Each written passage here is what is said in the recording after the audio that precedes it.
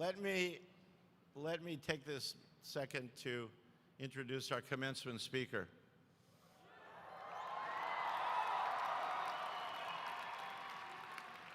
It truly is a privilege to have Elon Musk join us today.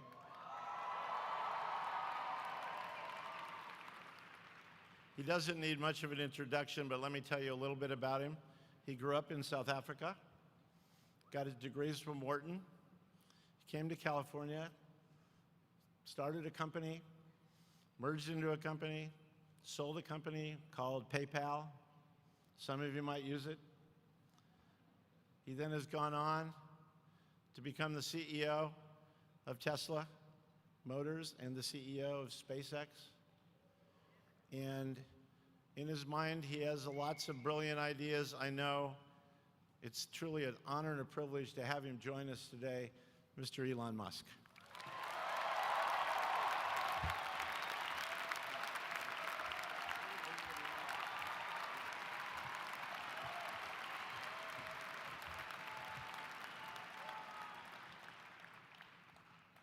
All right, thank you. So I've got about apparently 5 or 6 minutes to say the most useful things I can think of. I'm going to do my best.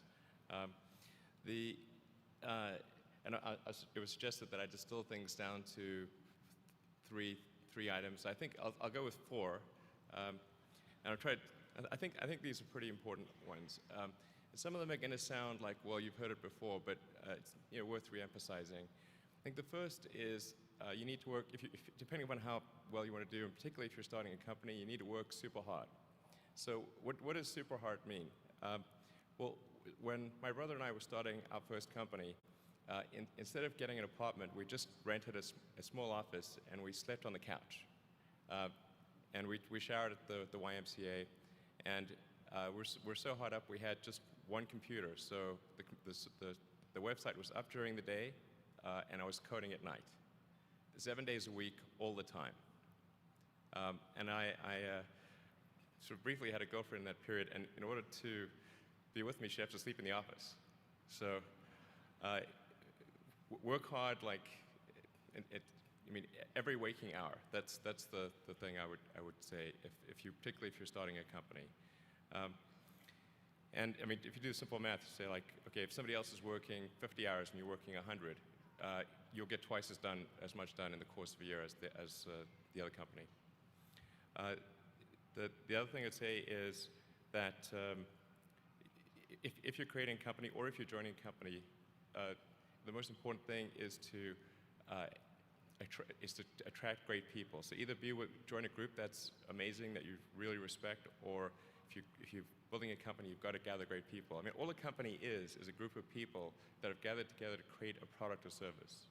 And so depending upon how talented and hardworking that group is, and the degree to which they are focused cohesively in a good direction, that will determine the success of the company. So do everything you can to gather great people if you're creating a company. Then I'd say focus on signal over noise. A lot of companies get confused. They spend money on things that don't actually make the product better. So, for example, at Tesla, we've never spent any money on advertising. We put all of the money into R&D and manufacturing and design to try to make the car as good as possible. I think that's the way to go. So for any given company, just can keep thinking about, are these efforts that people are expending, are they resulting in a better product or service? And if they're not, stop those efforts. And then the final thing is to sort of don't just follow the trend.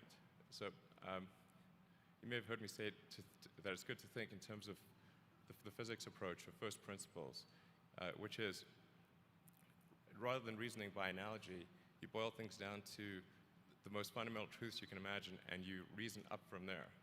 And this is a good way to figure out if something really makes sense, or if it's just what everybody else is doing. It's hard to think that way. You can't think that way about everything. It takes a lot of effort. But if you're trying to do something new, it's the best way to think. And that framework was developed by physicists to figure out counterintuitive things like quantum mechanics. So it's really a powerful method. Anyway, so that's, and then I think the final thing I would encourage you to do is, now is the time to take risk. You don't have, yeah, you don't have kids. Your obligation. Well, sorry, probably don't have kids.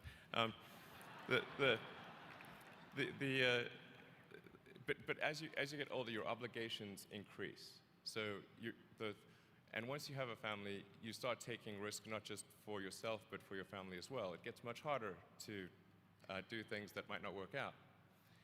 So now is the time to do that before you have those obligations. So I would encourage you to take risks now. Do something bold. You won't regret it. Thank you.